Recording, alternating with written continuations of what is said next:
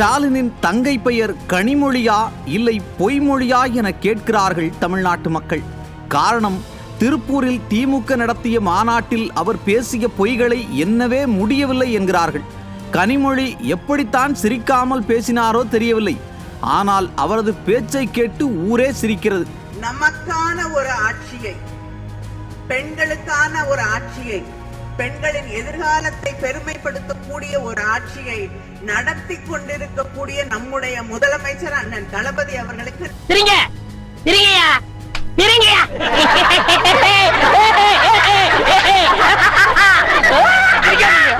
கேட்டீங்களா?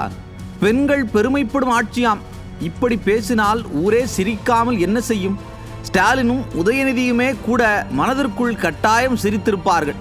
கனிமொழியின் கைப்பிடித்து கொண்டே சுற்றும் அமைச்சர் கீதா ஜீவனே 7000 சிறுமிகள் பாலியல் வன்கொடுமைக்கு ஆளானது குறித்து பேசியிருக்கிறாரே. தினமும் சிறுமி முதல் பாட்டி வரை பாலியல் வன்கொடுமைக்கு ஆளாகும் இந்த ஆட்சியை பார்த்து பெண்கள் எப்படி பெருமைப்படுவார்கள்? இதைவிட ஒரு படி மேலே போய் கூச்சமே இல்லாமல் ஒரு தகவலை சொன்னார் கனிமொழி. அதை கேட்டு கூட்டத்தில் இருந்த திமுக பெண்களே எழுந்து நடையை கட்ட தொடங்கிவிட்டனர். கோவையிலே ஒரு பெண்ணுக்கு எதிரான ஒரு சம்பவம் நடக்கிறது.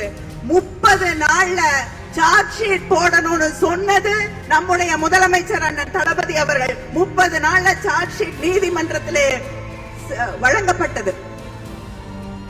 அந்த பெண்ணுக்கு நியாயம் கிடைப்பதற்கு நம்மோடு நின்று போராடக்கூடிய ஒரு முதலமைச்சர் இருக்கிறார் என்றால், யாரும் கேட்கறதுக்கு முன்னாடி முதல் குரலாக அந்த பெண்ணுக்கு வந்த ஆதரவு குரல் நம்முடைய முதலமைச்சர் அவர்களுடைய குரல்.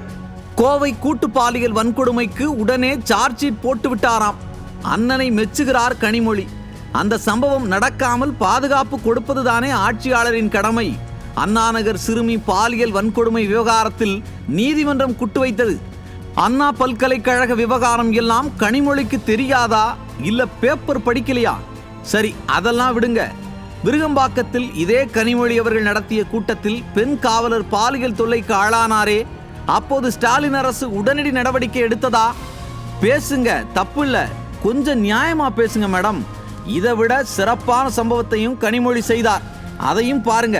அடிப்படை கல்வி வழங்கப்பட்டது, கல்லூரிக்கு போகக்கூடிய வாய்ப்புகள் உருவாக்கி தரப்பட்டது. ஒரு பாதுகாப்பான மாநிலமாக இந்த மாநிலம் இருக்கக்கூடிய ஒரே காரணத்தாலதான் 47% இந்தியாவிலேயே அதிகமாக உழைக்கக்கூடிய, வேலைக்கு போகக்கூடிய பெண்கள் இருப்பது தமிழ்நாடு. வேலைக்கு செல்லும் பெண்களுக்கு பாதுகாப்பாம். இதுக்கு என்ன பதில் சொல்லனே தெரியல.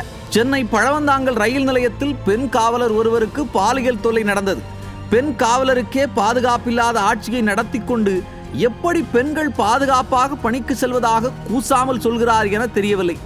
இவ்வளவு பொய்களை அள்ளிவிட்ட கனிமொழி போகிற போக்கில் அதிமுகவின் சாதனைக்கு ஸ்டிக்கர் ஓட்டினார். உயர்கல்விக்கு போகக்கூடிய பெண்களுடைய சதவிகிதம் இந்தியாவில 28%.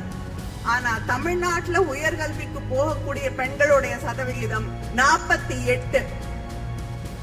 படிக்கக்கூடிய பெண்களுக்கு, வேலைக்கு போகக்கூடிய பெண்களுக்கு தொழில் விடுதிகள் என்று அவர்கள் தங்குவதற்காக அந்த விடுதிகளை உருவாக்கி அந்த பெண்களை பாதுகாப்பாக வைத்திருக்கக்கூடிய ஆட்சி நம்முடைய அண்ணன் தளபதி அவர்களுடைய ஆட்சி. கேட்டீங்களா?